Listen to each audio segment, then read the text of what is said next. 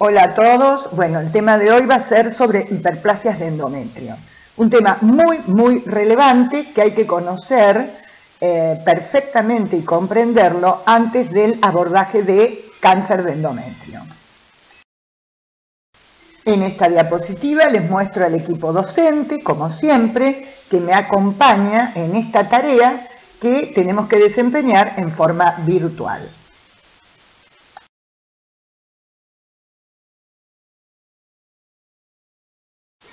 ¿Por qué es importante este tema? Porque cuando hablamos de hiperplasias de endometrio, nos estamos refiriendo a un proceso que ocurre en la cavidad endometrial, que en general es difuso, pero que también puede ser focal, y que es la proliferación anormal, predominantemente del componente glandular de este endometrio, que en un pequeño porcentaje de casos puede progresar a un carcinoma de endometrio en líneas generales bien diferenciado. Y esta es la imagen ecográfica, yo les diría, típica de una hiperplasia de endometrio, que es la entidad en la que existe, como decíamos, una proliferación de glándulas endometriales de tamaño y forma irregular, con mayor proporción de glándulas sobre la estroma, a consecuencia de una excesiva exposición a los estrógenos.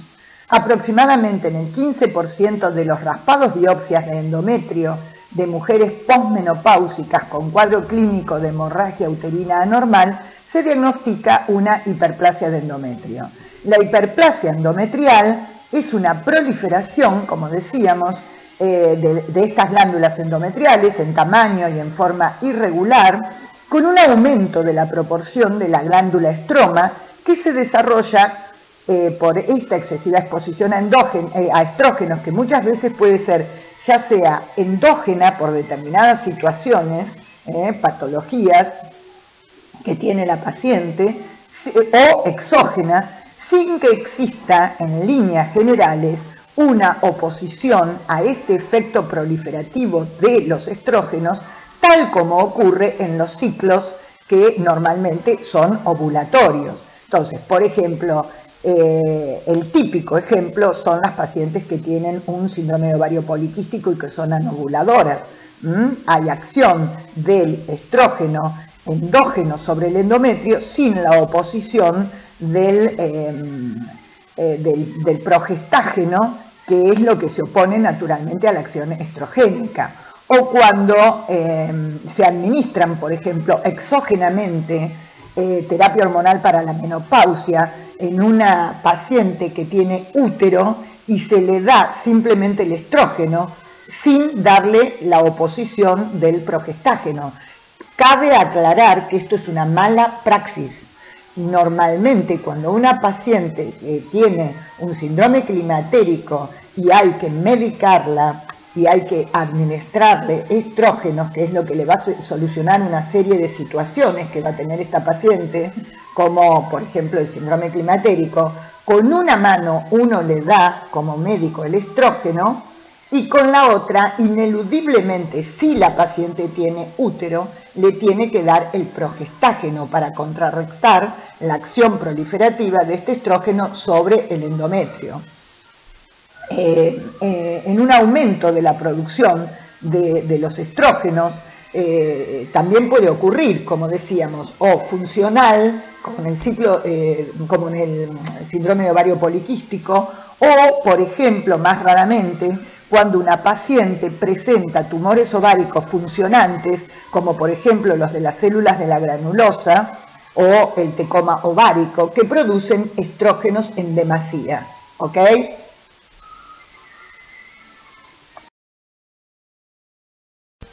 ¿Y hay factores de riesgo para desarrollar una hiperplasia endometrial? Sí los hay. Por ejemplo, la terapia hormonal para la menopausia, obviamente mal administrada, con la salvedad de lo que les expliqué anteriormente, la obesidad, la diabetes, una menopausia tardía con una menarca temprana. Bueno, y como ustedes saben, la obesidad es un problema de salud pública en el mundo occidental, que se asocia a un incremento de hasta 5 veces más riesgo de padecer una neoplasia endometrial. En las mujeres premenopáusicas, la obesidad y el síndrome de ovario poliquísticos están asociados a ciclos anovulatorios, como bien sabemos, y como consecuencia de esto, el endometrio se encuentra, como dijimos anteriormente, expuesto a la acción de los estrógenos en ausencia de la acción reguladora de la progesterona.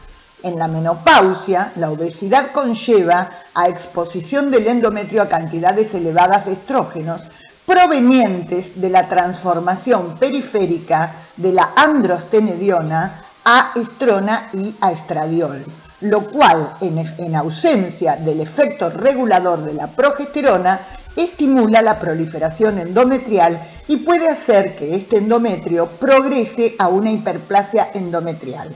Cuando yo les explico esto, estamos hablando de algo totalmente distinto a la terapia hormonal para la menopausia administrada exógenamente cuando corresponde. O sea, esto es una situación endógena típica de la paciente climatérica premenopáusica, por lo cual esta paciente va a tener más riesgo de desarrollar una hiperplasia endometrial. No tiene nada que ver con darle un tratamiento para un síndrome climatérico. Actualmente los factores genéticos también tienen mucha importancia en el desarrollo de la hiperplasia endometrial y de los adenocarcinomas relacionados. Es así como la inactivación del gen supresor de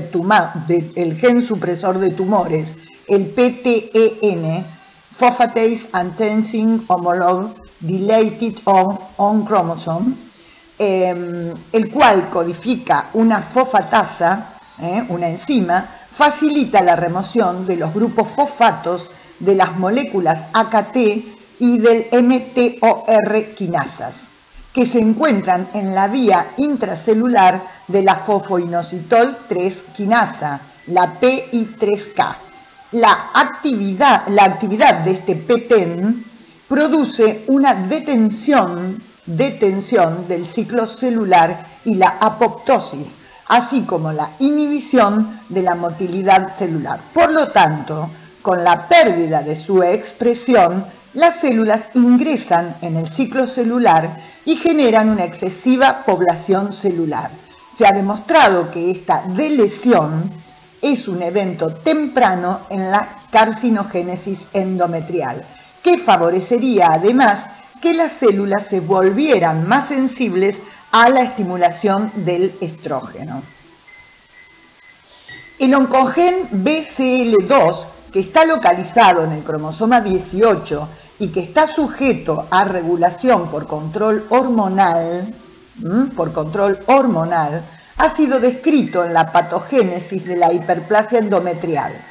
Un aumento de su expresión en la fase proliferativa y su marcado descenso en la fase secretora ha sugerido un papel muy central en la inhibición de la apoptosis, prolongando la sobrevida celular.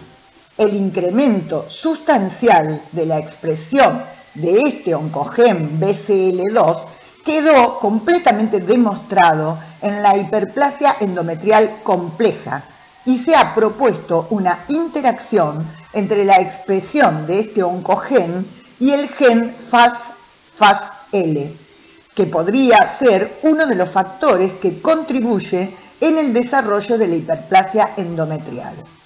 Otros autores sugieren que la presencia de la inestabilidad de microsatélites, mutaciones en el oncogen KRAS y en el gen CTNNB1 se encontrarían presentes también en lesiones precursoras del adenocarcinoma de endometrio.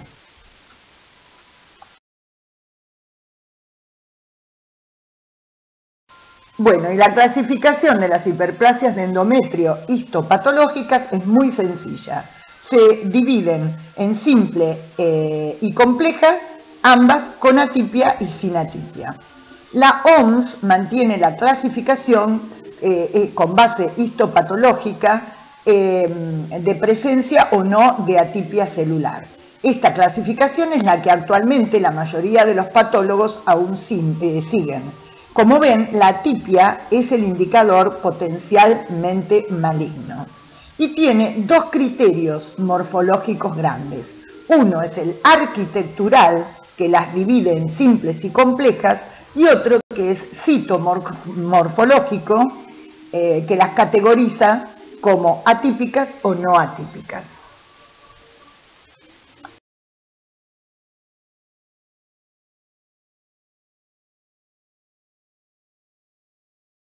La hiperplasia simple, también conocida como hiperplasia quística, sería la lesión proliferativa con cambios arquitectónicos en las glándulas de diversos tamaños, con mínimos cambios en la complejidad y densidad glandular y abundante estroma entre las mismas. Es decir, las glándulas endometriales estarían dispuestas irregularmente, pero ampliamente separadas por estroma, que también es hiperplásico. Y las glándulas en su mayoría son redondas o tubulares y en general no hay mitosis. El epitelio superficial es pseudoestratificado con ocasionales figuras mitóticas, como decíamos, pero ausencia de atipia nuclear. En cambio, en la hiperplasia compleja vamos a ver abundantes glándulas desorganizadas, con evaginaciones luminales, con mitosis típicas presentes, poca estroma entre las glándulas, y la proporción glándulas-estroma es mayor al 50%.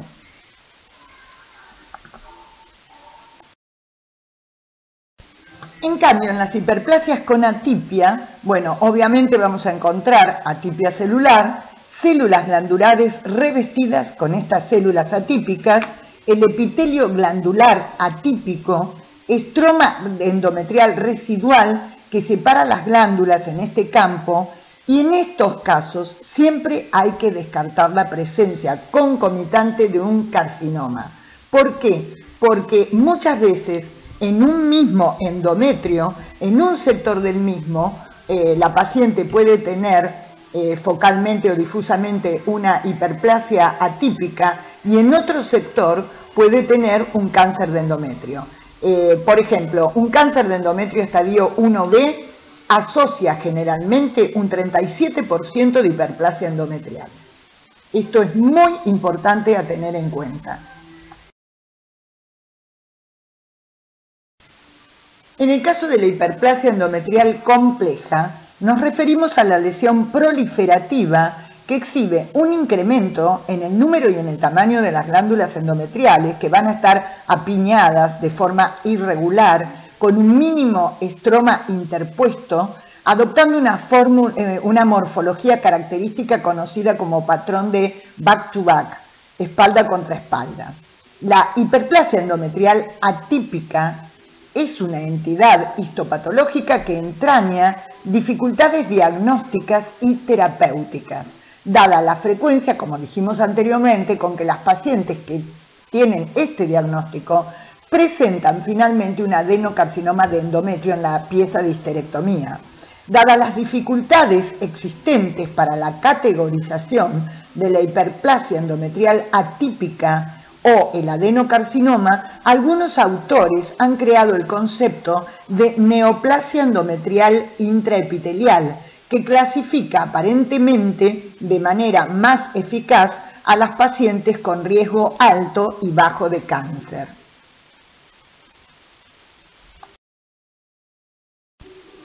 Acá tenemos unas imágenes de hiperplasia simple con atipia, hiperplasia compleja con atipia, hiperplasia compleja sin atipia y compleja con atipia. Y acá me quiero detener un momento para explicarles. Ustedes pueden encontrar, y hubieron muchísimas clasificaciones de esta entidad que es la hiperplasia del endometrio. Como saben, en el endometrio no hay una membrana basal.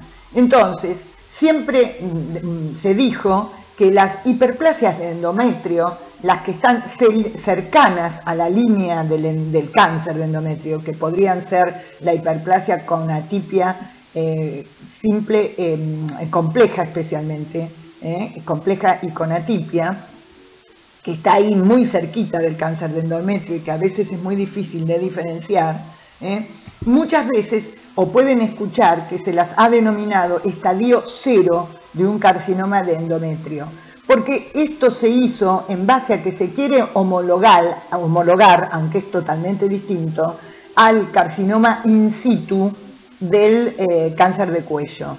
Entonces, no existe un verdadero carcinoma in situ en el endometrio, porque no hay una membrana basal. Pero lo que sería el equivalente del carcinoma in situ del cáncer de cuello podrían ser las hiperplasias complejas atípicas de endometrio. Y en otras clasificaciones, que ya casi como que no se usan, la hiperplasia adenomatosa atípica. Entonces, yo lo que quiero que tengan claro es este concepto. En el endometrio no hay membrana basal. El cáncer de endometrio no tiene nada que ver con el cáncer de cuello. Pero tratando de homologar lo que sería un carcinoma in situ, como ustedes lo conocen o tienen el concepto en el cuello, en el endometrio vendrían a ser estas hiperplasias. Por eso es tan importante.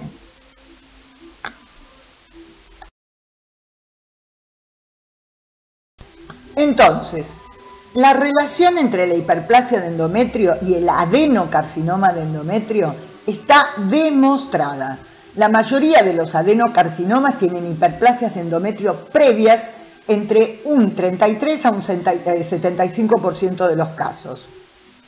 2% de las pacientes con diagnóstico inicial de hiperplasia sin atipia progresan a carcinoma. 23% de las pacientes con diagnóstico de hiperplasia simple o compleja con atipia progresan a adenocarcinoma. Dentro de las pacientes con diagnóstico de hiperplasia compleja con atipia, el 29% de ellas progresan, en último término, a adenocarcinoma endometrial. Otros autores también dicen que la evolución de la hiperplasia atípica a carcinoma se da en el 52% de los casos. Cuando el estudio histopatológico del espécimen de biopsia endometrial diagnostica hiperplasia atípica, el riesgo de carcinoma concomitante ha sido reportado entre un 17 y un 25% de las veces. Y otras publicaciones informan que este porcentaje asciende hasta un 40-42%. Por eso es tan importante que ustedes tengan muy claro este concepto. Y acá, en este gráfico, en este esquemita, lo tienen súper claro. La progresión de un endometrio normal a un cáncer endometrial aparentemente pasaría por la hiperplasia endometrial. La hiperplasia endometrial atípica sería un verdadero factor predisponente o la antesala al cáncer de endometrio.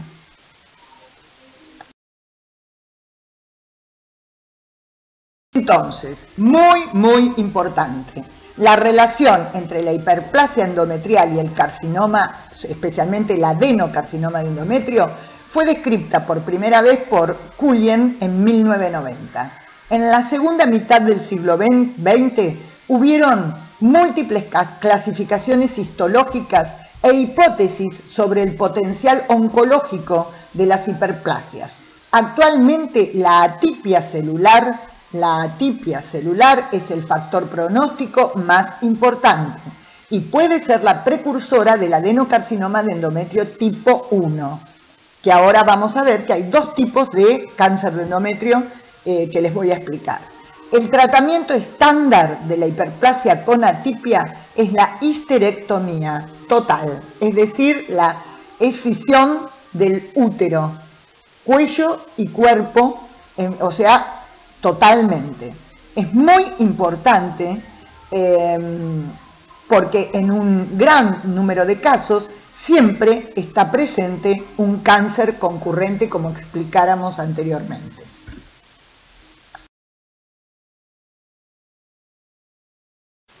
Y acá les vamos a introducir el nuevo concepto, la nueva terminología del Endometrial Collaborative Group.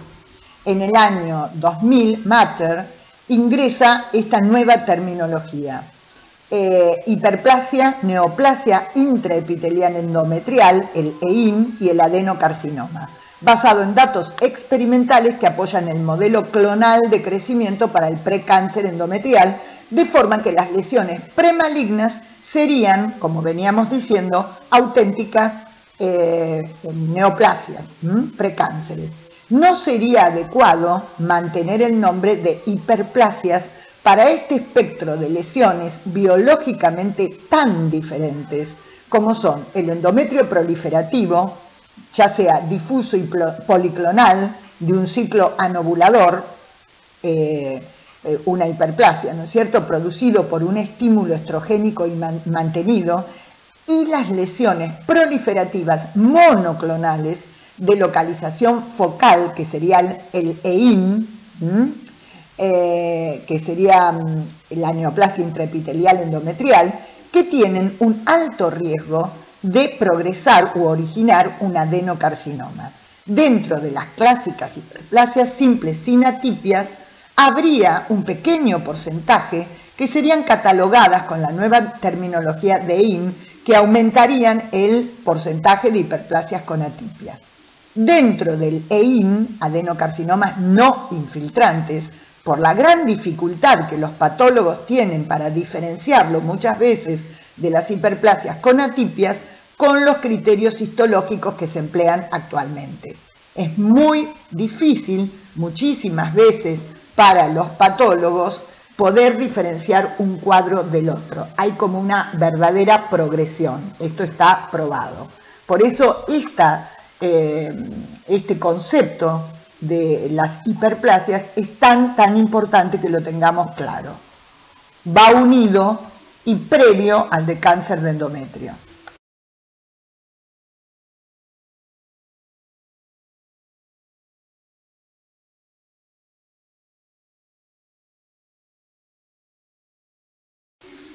Teniendo esto, lo anteriormente explicado, muy clarito, vamos a ver qué cuadro clínico tienen las hiperplasias, o estos cambios endometriales.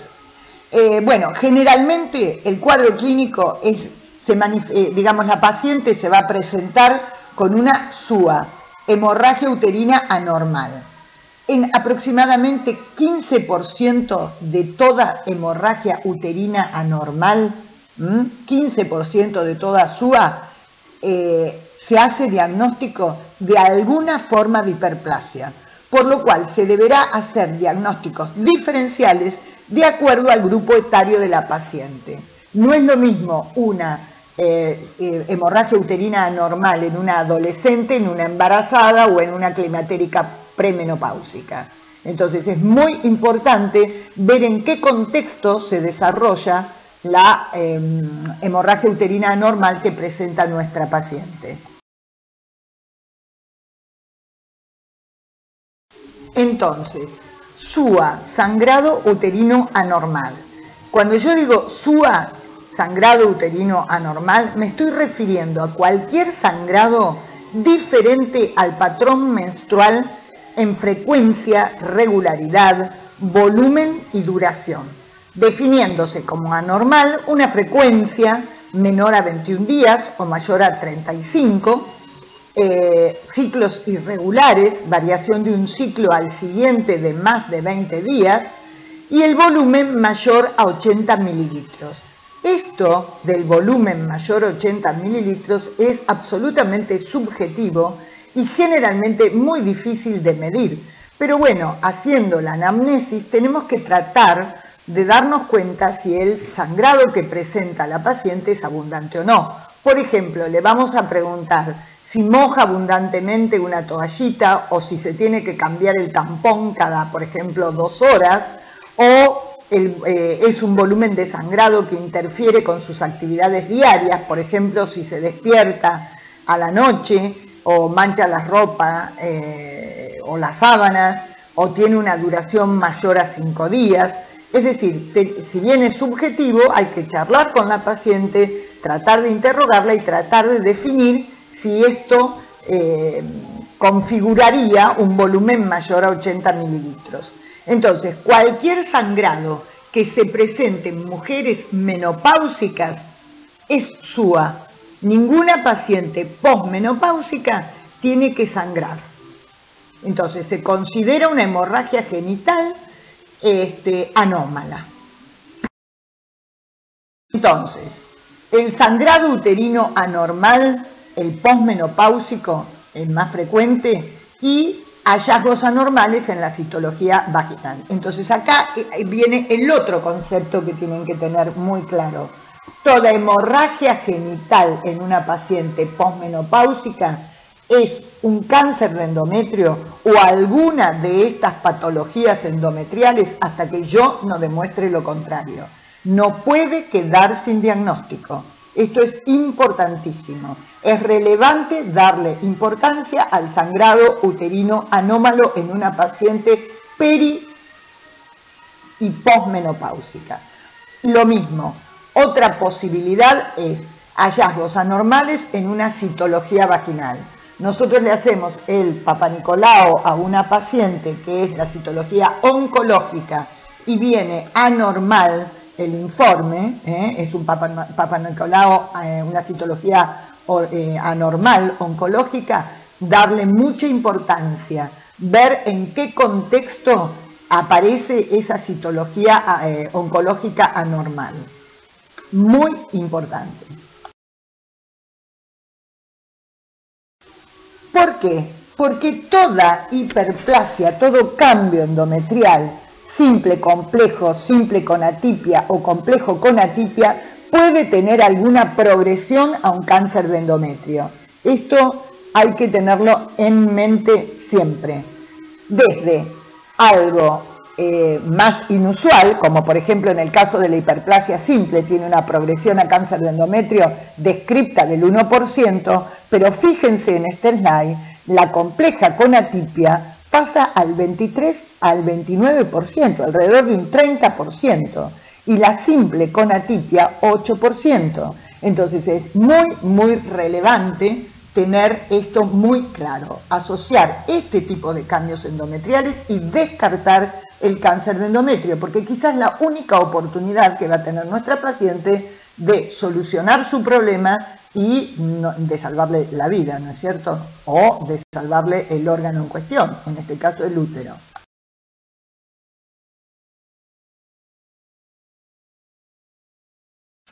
Y acá el otro concepto que también tenemos que tener claro. Ya desde el año 1983, Bokman describió dos tipos etiopatogénicos diferentes de adenocarcinoma de endometrio. El tipo 1 y el tipo 2.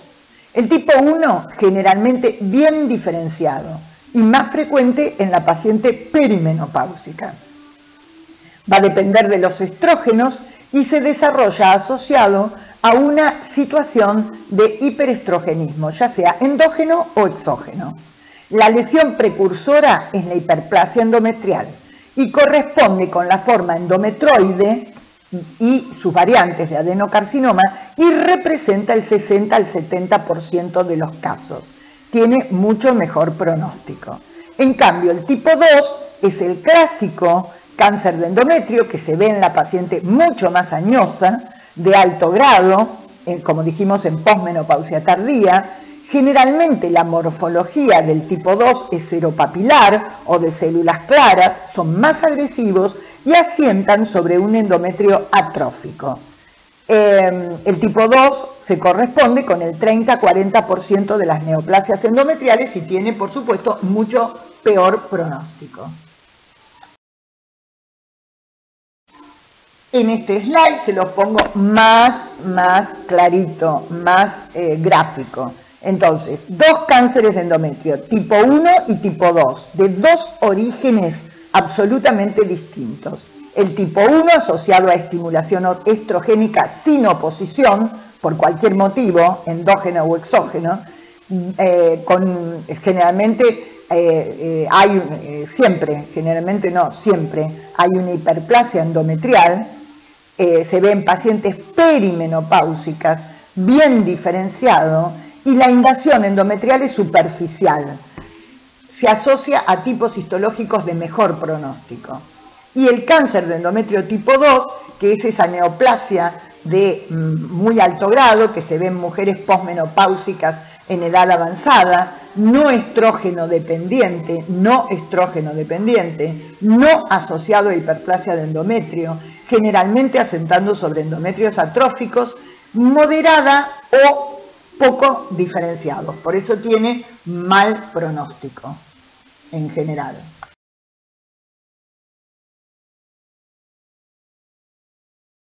¿Y cómo hacemos el diagnóstico? Bueno, si es una paciente premenopáusica en el laboratorio, por supuesto, fundamental excluir el embarazo. Le vamos a solicitar seguramente una ecografía ginecológica endovaginal que nos va a ayudar a diferenciar otras etiologías. Vamos a descartar imágenes compatibles con miomas, pólipos, o sea, otro tipo de patología endometrial. Y es muy importante en la ecografía endovaginal evaluar el grosor y la homogeneidad endometrial. Si, por supuesto, como dijimos, no puede quedar sin diagnóstico, y la certeza la va a dar la biopsia endometrial, que se puede hacer a través de un raspado uterino total fraccionado o de una histeroscopia con la realización de una biopsia endometrial. La ecografía transvaginal es el mejor método, como dijimos, no invasivo, para evaluar mujeres posmenopáusicas, tanto sintomáticas como asintomáticas, para el diagnóstico de patología endometrial. En esta diapositiva vemos claramente cómo se toma la medida del endometrio a través de una ecografía endovaginal. Es una técnica no invasiva y sencilla. La medición del grosor endometrial se realiza mediante la ecografía ginecológica endovaginal en un corte sagital del útero. Los valores de corte para el grosor endometrial han sido estudiados en relación con la sensibilidad y especificidad para el diagnóstico de cáncer de endometrio, y de esta manera poder definir cuándo debemos indicar un estudio histopatológico en estas pacientes, teniendo en cuenta además si tienen o no sangrado vaginal. El valor de corte indicado por la mayoría de los autores es entre 4 y 5 milímetros. Es decir, más allá de 5 milímetros, el grosor endometrial estaría indicado, especialmente si además tiene un sangrado una paciente posmenopáusica, el estudio histopatológico para poder descartar si tiene un cáncer de endometrio o qué otra patología pudiera tener. Cuando el espesor es mayor a 5 milímetros, como dijimos, tiene gran importancia la evaluación ecográfica, también morfológica y vascular, porque es cuando aumentamos nuestra sospecha. Entonces, morfológicamente hay que valorar si el endometrio es homogéneo o es heterogéneo, asimétrico, si presenta áreas hipoecogénicas o si se observan imágenes focales.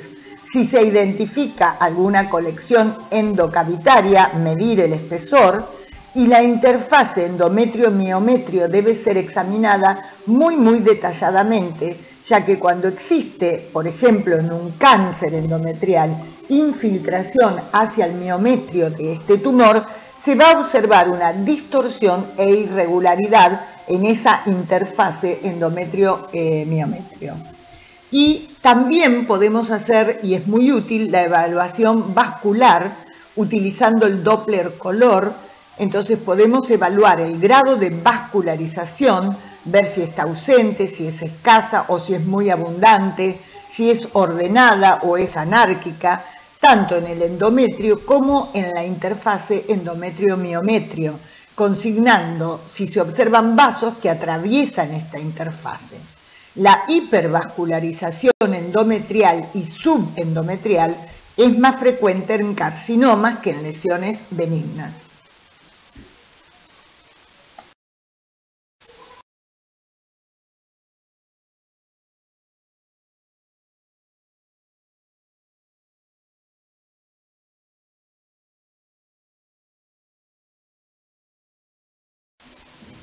Y la histeroscopia es la gran herramienta diagnóstica a la hora de diferenciar el cáncer de endometrio de la hiperplasia con atipia. La mitad de las hiperplasias, tener en cuenta que también se localizan en un pólipo, por lo cual si hay un pólipo, no descarta que hubiera una hiperplasia o un cáncer asociado. Es fundamental tener muy claro la histeroscopia es la gran herramienta diagnóstica a la hora de diferenciar el cáncer de endometrio de las hiperplasias con atipias y de toda la patología endometrial. Recuerden que la mitad de las hiperplasias también se pueden localizar en un pólipo. Es decir, nosotros podemos encontrar un pólipo asociado a una hiperplasia de cualquier tipo y a un adenocarcinoma.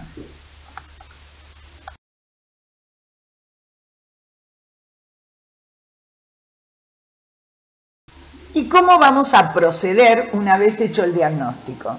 Si la hiperplasia tiene atipia y la paciente es perimenopáusica o posmenopáusica o tiene paridad cumplida y no tiene deseos de fertilidad, el tratamiento definitivo es la cirugía.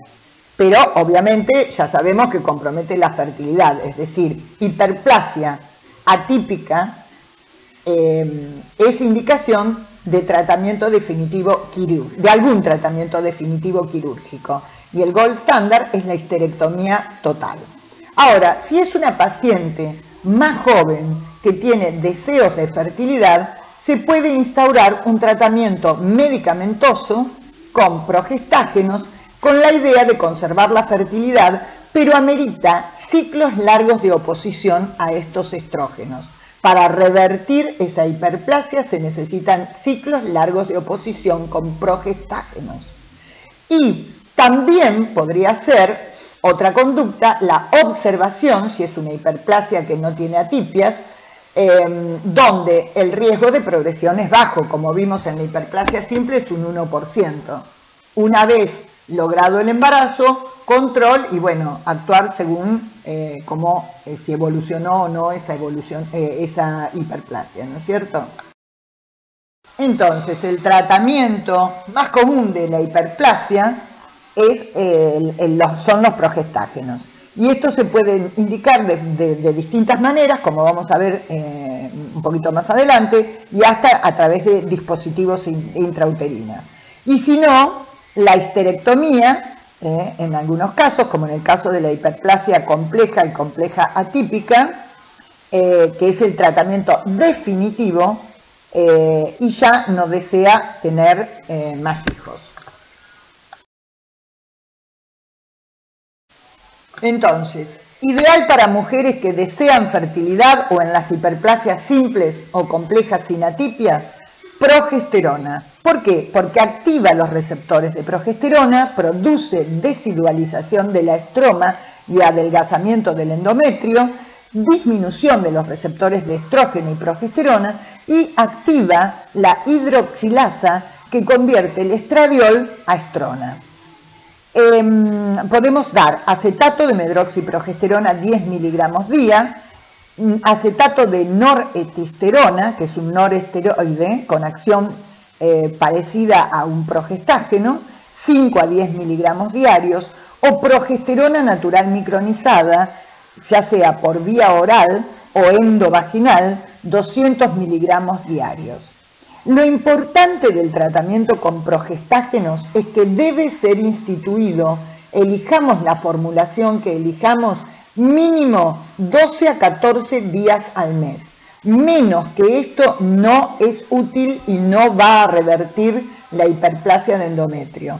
El tratamiento con progestágenos o con progesterona debe ser instituido 12 a 14 días al mes como mínimo.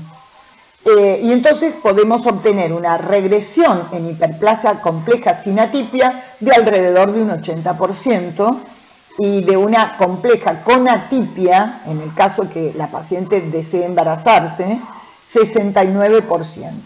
Sino también la otra alternativa es colocarle un dispositivo intrauterino, un SIU, un sistema endoceptivo intrauterino, con levonorgestrel, que libera in situ en el endometrio 15 a 20 microcentigramos día del levonorgestrel, que es el progestágeno.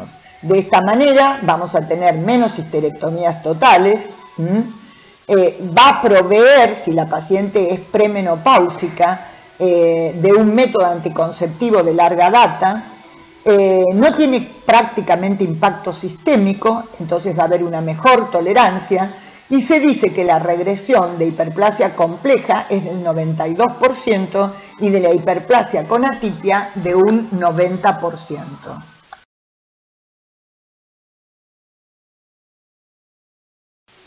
¿Cómo hacemos el seguimiento? A los 3-6 meses una nueva biopsia endometrial. Si no hay regresión, si la situación está igual y no se resolvió, o se aumenta la dosis del progestágeno y se sigue observando, o si estábamos indicándole un progestágeno o progesterona oral, pasamos al SIU con levonorgestrel.